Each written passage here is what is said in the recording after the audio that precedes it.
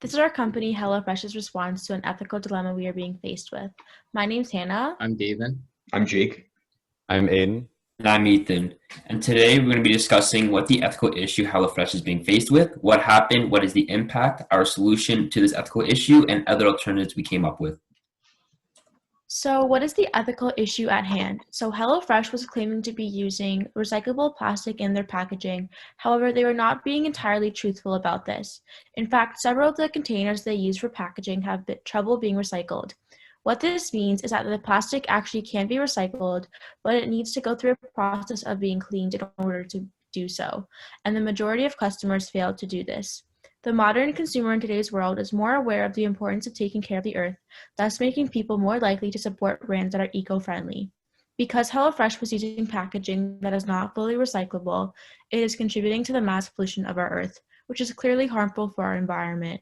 Overall, HelloFresh as a company is fully responsible for this mistake and takes complete accountability, as the government, regulatory policy, and municipalities had no effect on their decision to use single-serve plastic. So what happened? The Pollution Coalition is boycotting HelloFresh's meal kit subscriptions.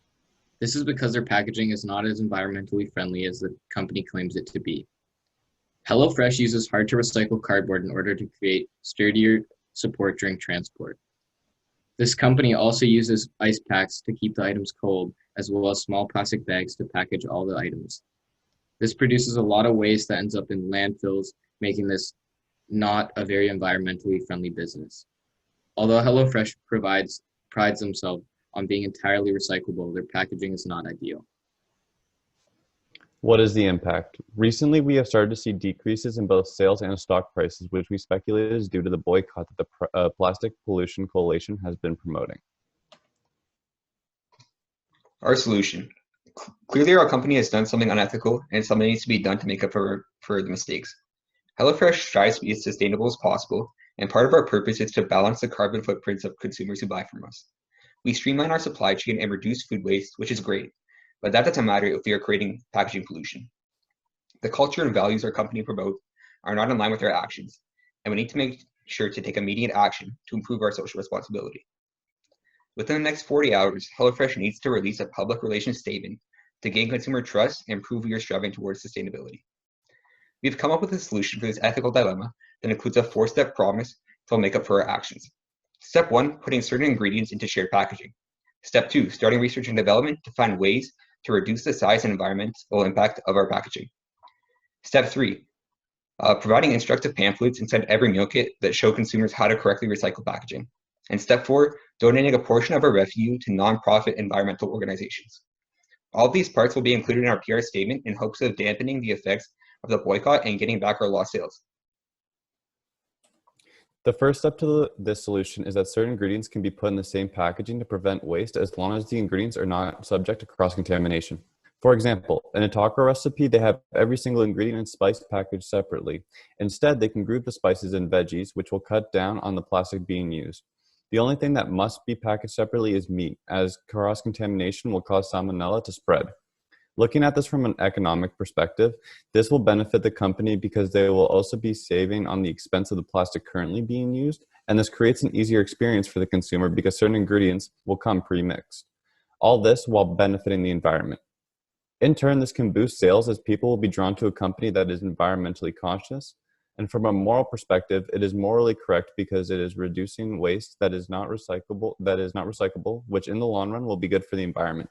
Finally, there is no legal change as we are not breaking the law before, nor would we now with the implementation of this strategy.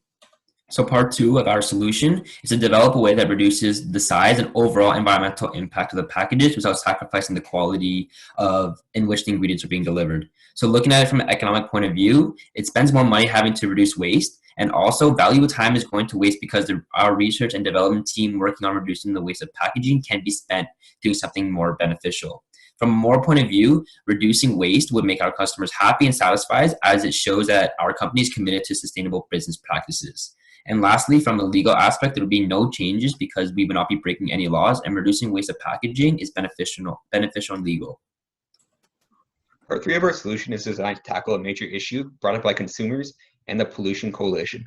It has come to our attention that although all of our packaging material is technically recyclable, if it is not disposed of properly, it will end up in the landfill. We believe our customers aren't provided with the necessary information to know how to properly dispose of the packaging, and in order to reduce our company's impact on the environment, it is our duty to teach them how. The way we will do this is by including a pamphlet in each box that gives simple instructions for how to properly dispose of meal kit packaging. However, if this pamphlet were to be printed on regular paper, it would only worsen the problem because more waste is involved in the production of our meal kits. Instead, we came up with the idea to print the instructional pamphlets on 100% biodegradable seed paper. This type of paper is ingrained with different types of seeds and can be planted in the ground by customers to grow herbs, vegetables, and flowers. If thrown out, the paper will quickly dissolve in the landfill because it is biodegradable. Economic consequences for this plan include increased expense for each box. Our research shows that stores can sell custom seed paper for under 40 cents each if we buy it in bulk. However, the expense may be worth it. By being socially responsible, we can gain more sales and prevent our company from being boycotted. This is definitely worth the extra 40 cents per meal kit. Additionally, there are more consequences involved. This solution is clearly beneficial based on morals. It informs customers how to dispose of waste, which is good for the environment, and they can also plant the paper to grow plants, which again is good for the environment. So I'm now going to hand it over to Ethan, who will talk about part 4 of our solution. So our last part of our solution is to donate a proportion of revenue to environmental organizations. So economically, this would eat away out the company's profits, but we can also write this off. And this may be beneficial in the long run as it improves PR. Morally, we need to set aside our company's profits interest to focus on society and the greater good, because we have made mistakes and that are against moral beliefs and need to make up for this. And this is a morally correct decision. So although that was our best decision to put through to solve this ethical dilemma, we came up with a couple of alternative decisions along the way. First being to set up delivery service to reuse boxes for customers since it's subscription-based. So economically, we lose money buying delivery trucks, reusable containers, and storage for them, but possibly gain profit from people being attracted to the use of reusable packaging. Morally, this would be one of the right things to do as it helps combat the growing issue of pollution. And lastly, our second alternative decision was to do nothing or keep the same. Economically, there would be no loss financially. However, the stocks and sales may continue to see a decrease if the problem is allowed to continue. This would not be a good decision from a moral standpoint, as it shows that the company does not care about addressing its customers' concerns and well-being for the environment.